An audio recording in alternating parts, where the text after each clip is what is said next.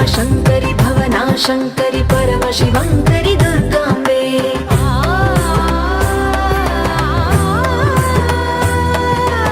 ओंकारेश्वरि वरबीजाक्षरि मायि महेश्वरि जगदम्बे श्री परमेश्वरि अखिलांडेश्वरि चामुण्डे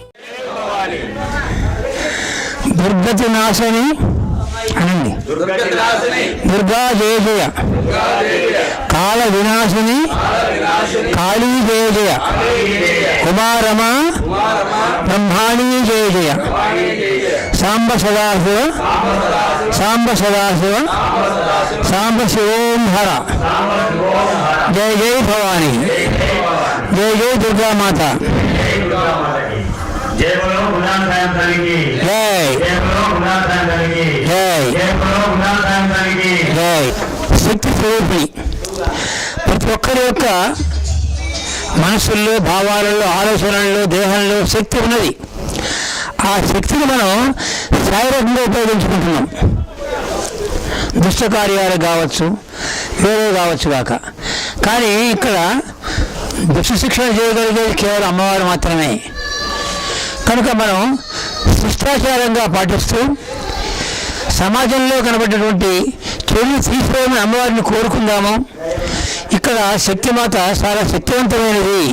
శ్యామలాంబ ఒకనొకప్పుడు ఆ గౌతమ్పూర్ ఏరియాలో పెద్దలు ఇంద్రగంటి వారు, వారి పురోహితులు, వారి పూర్వీకులు శక్తివంతమైనటువంటి అమ్మవారి విగ్రహాన్ని పరిచయం చేశారు. కాలానుగతంగా అనేక దేవాలయాల్లాగానే ఒక జీవన స్థితికి చేరిన సమయంలో కొందరు భక్తులు ముందుకు వచ్చారు.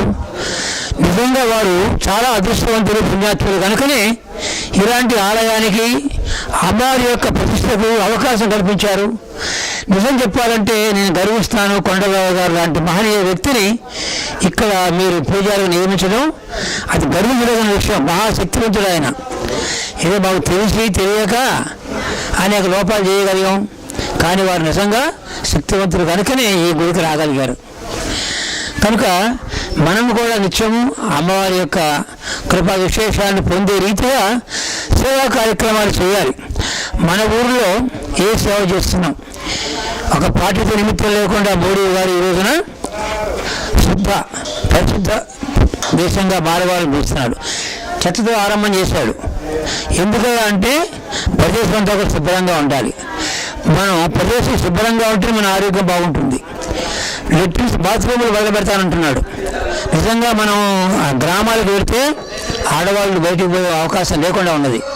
కనుక యువకులుగా మరి ఏం చేయగలగాలి? ఇవాళ టీవీలో చూపించాడు. మ్యాజిక్ బస్ పేరుతో 7 ఆరంభం చేశాడు. లక్షల మంది ఆయన కార్యకర్తలు తయారయ్యారు. కనుక యువకులు మనంగా ఏం చేయాలి? ఈ భావన అమ్మవారిని కోరుకోండి, ఖండిస్తుంది. ప్రతి ఒక్కరు మానవుడు పుట్టినాక మన పుట్టా భూమి మీద మనం ఏమి చేయగలిగామో బయటికి పోతున్నాం, పైకి పోతున్నాం. పోయే ముందు నేనేం చేశాను దేవుడికి, దేవాలయానికి, లేదా సమాజానికి ఏమి చేశాం హితవు. మన యువకరత్వం మనం పొంగి పొందుతున్న సమయంలో చెడు మార్గాలు పోకుండా ఎవరికి వారుగా ఒక సమాజాన్ని స్థాపించగలగాలి. శక్తివంతమైనటువంటి సమాజం ఏర్పడుతుంది. ఒక వ్యక్తితో ఆరంభం చేస్తే కొన్ని వేల మంది ముందుకు రాగలరు. నేను ఒక్కడినైనా భావన అక్కడ మీ వెనకాల సమాజం ఉన్నది. ఒక మంచి ఆలోచనతో ముందుకు వెళదాం. రుద్రపూర్ వాసులు కావచ్చు, గౌతమ్పూర్ వాసులు కావచ్చు, కొత్తగూడ వాళ్ళు కావచ్చు, ఏదో కార్యక్రమాన్ని టేకప్ చేయండి. ముసలి వాళ్ళు ఉన్నారు. ఇప్పుడు డబ్బా వాళ్ళ అని హైదరాబాద్, బొంబాయిలో చాలా పేరు ప్రపంచ ప్రఖ్యాతి పొందింది వాళ్ళది. వాళ్ళ పనులు ఏంటి? టిఫిన్ కార్యక్రమం తీసుకెళ్ళి ఊళ్ళో వాళ్ళకి ఆయా వ్యక్తులకు ఇవ్వటం. మరి వాళ్ళు వృత్తి ఏమిటి? కేవలం ఇళ్ళ దగ్గర ఎవరిని తయారు చేసే బదులు పట్టుకెళ్ళి ఆ ఉద్యోగికి ఇవ్వటం. మరి వాళ్ళు ఏం చేశారు? ఇవాళ వాళ్ళ దారిలో లక్షల సంఖ్యలో 7 లక్షల మంది అన్నట. వీధి బాలలు 7 లక్షల మంది. మరి ఏం చేయాలనుకున్నారు?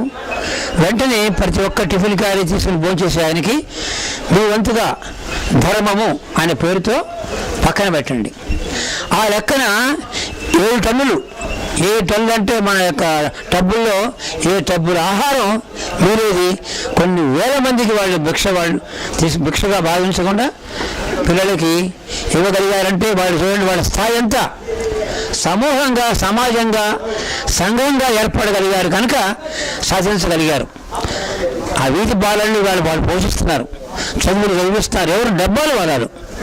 మరి డబ్బా వాడాలని మనం చెంత పని చేయగలిగింది మన తల్లిదండ్రులు కానీ మనం కానీ ఇవాళ లక్షల్లో మన సంపాదన ఉన్నది. ఎన్నో వంతు మనం ఖర్చు పెడుతున్నాం మంచి కార్యాలకి. ఈ విషయాలు దృష్టిలో ఉంచుకొని అమ్మవారి కృపని కోరుకుంటూ అమ్మవారి యొక్క ఆలయ ప్రతిష్టని ఇనుమడింపజేస్తూ సేవా కార్యక్రమాల్లో పాల్పంచుకోవడం ఎంతో ఆనందదాయకమో అదృష్టమని భావిస్తూ ఈ సందర్భంగా అందరి కూడా నా యొక్క సభాభిని తెలియజేస్తాను.